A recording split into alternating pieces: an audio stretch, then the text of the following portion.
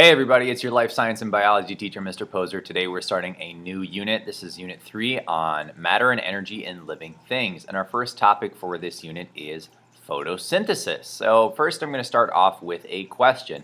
How could we grow crops on Mars? All the tech bros in the world want to talk about, oh, we need to terraform Mars. Oh, we need to be able to do this on Mars because this planet's dying and, the environment's being destroyed and all that stuff. But this is going to be a challenging thing to try and terraform Mars, and really the key to that is crops and making sure everybody has enough food. So how exactly do we do that? And there's no simple answer, but something that we're going to talk about at the end of this video, and hopefully you'll get a larger grasp on by watching this video and learning a little bit about photosynthesis. So second question I have for you is, do plants eat food? What about this plant? This is called a carnivorous plant. It's a Venus flytrap, but do plants eat food? Well, that answer is a little more complicated too. And hopefully, again, we'll have a grasp on that by the end of this video. So let's get started.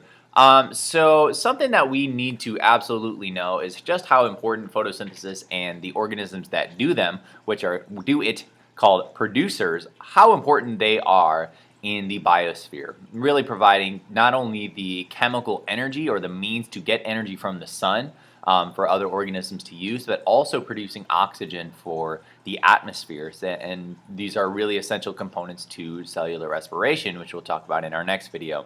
An important point to make is that all living things need to take in matter for growth and maintenance.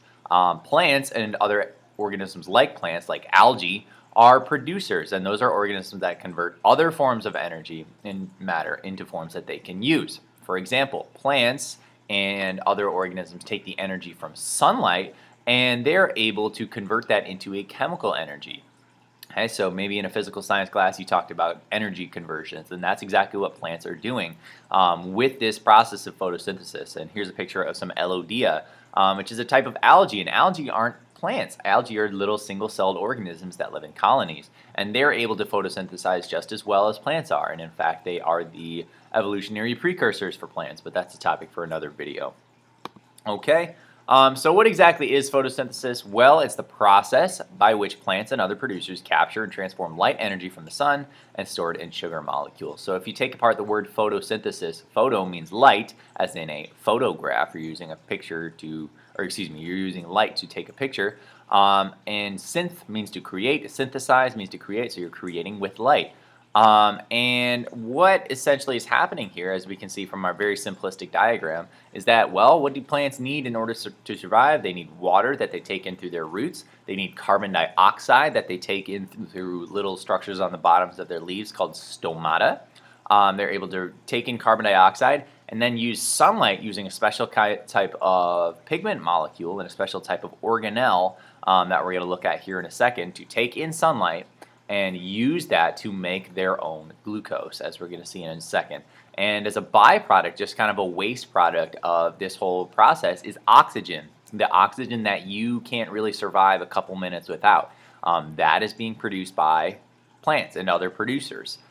In fact, most of the air you're breathing, or excuse me, the oxygen you're breathing right now is a product of photosynthesis from cyanobacteria, which are little tiny microorganisms that live in the ocean, so believe it or not. Anyway, this process here is essential to life on Earth as we know it. You may hear me say that photosynthesis is the most important set of chemical reactions in all of living things, because it produces that oxygen gas. It reduces carbon dioxide in the atmosphere, which is a greenhouse gas and is a climate regulating molecule, and it provides usable energy for consumers. So much sunlight comes down and hits the earth every single second. In fact, as much sunlight, the energy from the sun, let me rephrase, as much energy as all of humankind uses in a year on electricity comes down to and hits the earth's surface every second coming from the sun. What are we going to do with all that unusable energy? Well, it's not unusable for producers, and they make it usable for us. So thank your plants. Okay. So here's the organelle. If multicellular organisms like ourselves have organs, we have structures inside of us that do particular jobs and help us stay alive. Cells, individual cells, have what we call organelles. Organelles are like mini organs, and the organelle that does the photosynthesizing in a plant is called the chloroplast.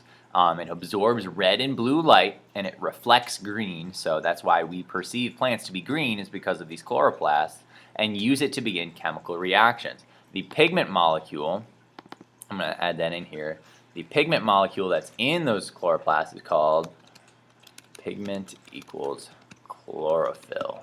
Okay, it's called chlorophyll, and that's it. The special green molecule that's able to absorb that light and split water with oxygen and to make oxygen here.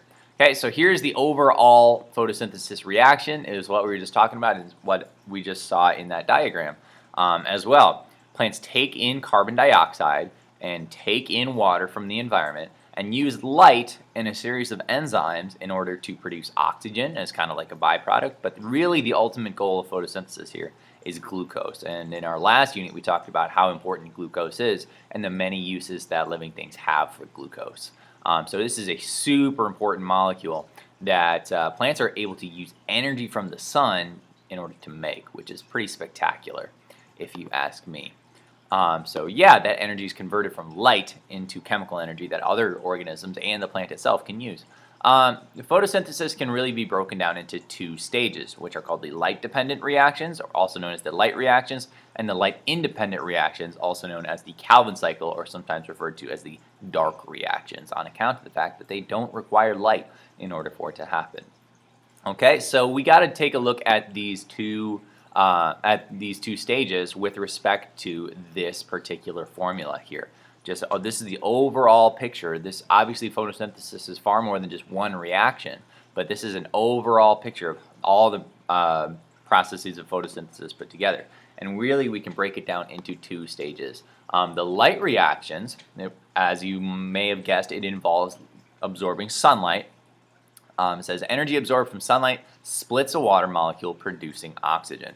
Okay, so what does a plant do with the water that it takes in from its roots? Well, it uses the proteins with chlorophyll in those chloroplasts, and it actually splits the water molecule up into its components. So remember, water is H2O, meaning that there's two hydrogens and one oxygen atom.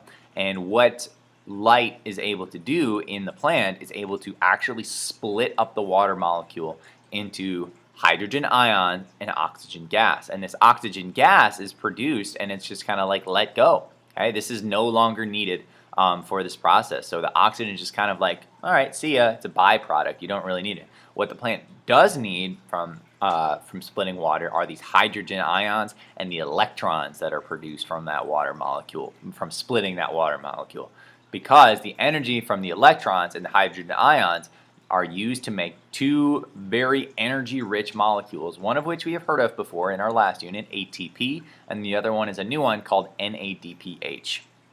Okay, so it uses those two molecules in order to power the second stage of photosynthesis. First stage is just splitting the water molecule, using those electrons to make ATP and NADPH. The second component of photosynthesis is called the Calvin cycle, and that uses those two energy molecules, NADPH and ATP, in order to take a bunch of carbon dioxides, those CO2s, and put them into a ring or into a linear chain in order to make glucose. Okay, so we need 6 carbon dioxide molecules in order to make a glucose. As you can see, it's C6H12O6. This is CO2. You need 6 carbon dioxide molecules so you can put them in a ring.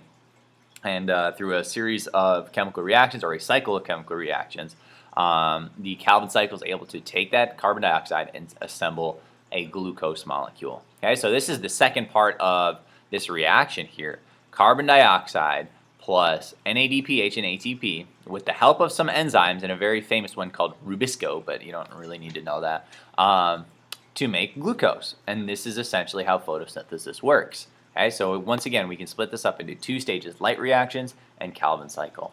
And our overall product that we're going for is glucose. So with everything that we just talked about with regards to what plants need, what plants release, what do we need for Martian crops? What exactly do we need? Well, the answer is going to be a little more complicated than this, but we definitely need sunlight, which you can get on Mars. You need soil. Okay, you need the plants need to take in some nutrients and other minerals from the ground, even though we didn't really talk about that much in this video. It definitely needs water.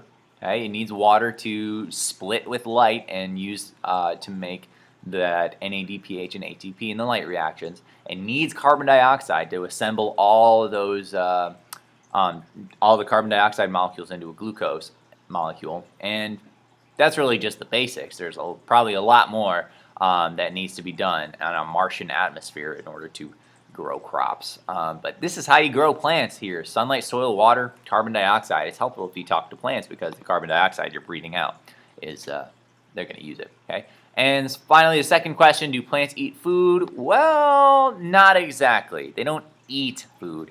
Plants make their own glucose for cellular respiration, which is going to be the topic of our next video. They make their own glucose. They make their own food. Okay? They use their sunlight energy to make their own carbohydrates. But these plants in particular, carnivorous plants, Venus flytraps, live in nutrient-poor soil and have adapted to obtain nutrients, particularly nitrogen, from digesting these flies. So there's an enzyme. There's a little hair mechanism that gets triggered when the fly trips it. It's almost like a tripwire.